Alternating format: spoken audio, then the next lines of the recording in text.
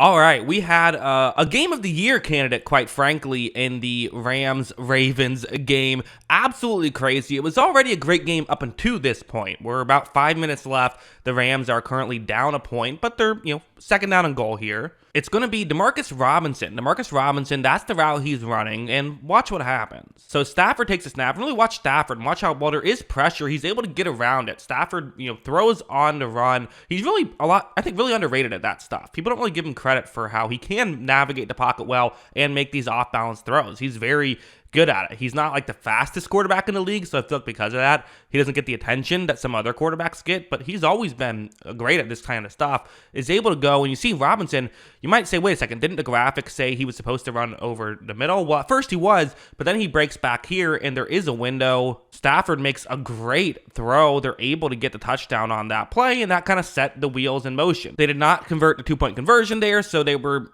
only up 5, but still, you're up 5, 5 minutes left, you're feeling pretty good. Well, the Ravens had a nice drive to counter it, but then there was a sort of this weird sack that was like, was it a fumble? Was it incomplete pass? Was it a sack? Ends up being a sack, setting up a 3rd down and 17. So for the Ravens, they need points here. I mean, you need a touchdown. You can't just settle for a field goal and the game's basically over. You need a touchdown. So what's interesting about this is you don't need it on this play. It's obviously 4-down territory in this scenario, but the way they're doing this is they're going to have Zay Flowers go from the offense's right to the offense's left, but look at how far over he's going. These kind of concepts can fool teams when you're in a zone coverage setup because, when you're in zone coverage, what do you typically do? You typically say, okay, if I'm in charge of covering the number 2 receiver on my side of the field, well, who is lined up as the number 2 receiver on my side of the field? On this play, there's only 1 receiver lined up to the offense's left. All 4 are lined up to the offense's right. But again, it's the receiver who's currently, second closest towards the top of the screen, Zay Flowers, is going to eventually get over there. The obvious advantage for doing this if you're Baltimore is you can create a scenario where you can get someone out of position. The obvious disadvantage is you're going to need Zay Flowers to cover a lot of ground and in a hurry because you also, at 3rd and 17, and you got to get the ball down the field and, pass rush could eventually come. Well, watch how Lamar takes the snap. Offensive line does a great job on that play. Lamar drifts a little back to help them out, and you see that, LA just a little bit late on this play, which is, again, it's a tough play to read. It's a tough play to get over there in time, but also it helps that Zay Flowers was able to get there so quickly. As you see, Lamar makes this throw, and the Baltimore Ravens able to take the lead, and now you're thinking, okay, it's over. A minute left. Baltimore did get their 2-point conversion, so they made it a 3-point game, but not so fast. That brings us to here where it's going to be a zone coverage play. And what's interesting is that this play isn't even going to work for the Rams. Like the Rams, the way they want this to work, it's not going to work that way. They're trying to get Cooper Kupp isolated on a linebacker, Patrick Queen. That's a pretty heavy mismatch. They'd be pretty happy if that happens. So that's what they're trying to do here. Well, as you see, Marlon Humphrey, the corner there, is going to actually do a good job of reading it, but he just kind of fell for the fake by Cooper Kupp a little bit. Cooper Kupp is able to get by him. So even though the whole point of this play was to set up Cooper Kupp with a favorable matchup, Baltimore, obviously they're smart. They're saying, hey, it's Cooper Kupp. We know he's lined up in the slot, but he's not. He's their number 1 option. But even with that, he's still their number 1 option, right? He's still capable of getting open like he's doing right here. As you see, Stafford doesn't really put it right on the money. Stafford didn't lead him, and maybe that's one you look at and say, hey, if he puts that one right on the money further down the field, maybe you get a touchdown on that play instead of just, getting field goal range. At the same time, though, you got to get in field goal range, and underthrowing it a little bit kind of guaranteed you would do that. So you can argue one way or the other, but definitely you would have loved for a touchdown, but you still are very happy to get in field goal range. Going over here, listen, Stafford, he's a guy who will take some chances. And, to some degree, I don't hate taking chances. I think people sometimes feel like, well, if you have a shot at overtime, you have to go to overtime. There's still a 50-50 shot you lose in overtime, right? If all things are equal, which they usually are if the game goes to overtime in the first place.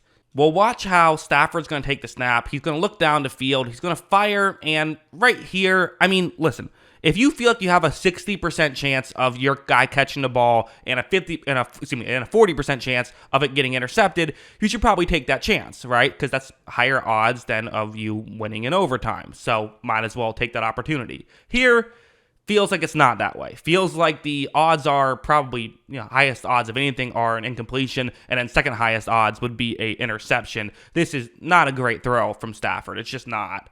As you see, though, this one is almost intercepted, and it was Demarcus Robinson again being able to tear it out of Humphrey's hands at the last second. Humphrey nearly had the game-sealing interception, was not meant to be, so that forces overtime, in which case the Ravens had a 3-and-out. Everyone thought that they were going to lose, and then the Rams had a 3-and-out, which would set up their punt, which this would happen. So punter is going to, get the punt away. You see a returner, and one thing they did well, I'm going to pause this a few times. You see that the returner is able to get a clean, release here. He's able to get a clean return. Well done to get that initial block, which is obviously very important. If the returner has to call a fair catch, hard to return a punt for a touchdown. I also should mention just the returner himself on this play. It's Tylan Wallace. Tylan Wallace, the returner, only because Devin Duvernay went down in this game due to an injury. So usually it would have been Duvernay out here. So anyways, Wallace goes towards the outside, well blocked by the Ravens to get to this point. And it kind of feels like at this point, usually you expect to go out of bounds. And I think a lot of returners will even kind of navigate in a way where they're eventually going to go out of bounds, but just trying to pick up as many yards before going out of bounds. Wallace seemingly had a different strategy. It seemed like he said, you know what, I'm just going to run straight alongside the sideline, and eventually someone's probably going to knock me out of bounds, but that's just how we'll do this. As you see, though, he runs straight up the sideline, and nobody knocks him out of bounds. So that's pretty good. That certainly helps. But even here, I got to give a shout out to Justice Hill. Justice Hill, 43. You see, he's still blocking this far down the field. That's how these things have to go, right? You gotta, be able to have guys who are willing to buy in and block this far down the field, continuously do things like this, and that's what's happening on this play. I mean, you've played over 60 minutes of football. I'm sure that a lot of these guys are exhausted, but still being willing to block this far down the field and things like that, it's great to see if you're a Ravens fan. As you see, Wallace is going to be able to go the rest of the way. He is going to get into the end zone for a touchdown. Has a fun celebration in the end zone as well. A lot of fun stuff by the Baltimore Ravens to be able to pull this victory off. Huge victory for them. As all of a sudden, I'm recording this during the Bills-Chiefs game. We'll see how that game goes, but Ravens have a great shot at that 1 seed, and it's, because they're able to pull out this victory. Tough loss for the Rams, but I think they at least showed they are a legit team. So yeah, those are my thoughts. What are yours? Let me know in the comments below. Always love hearing from you, and of course, as always, thanks for watching.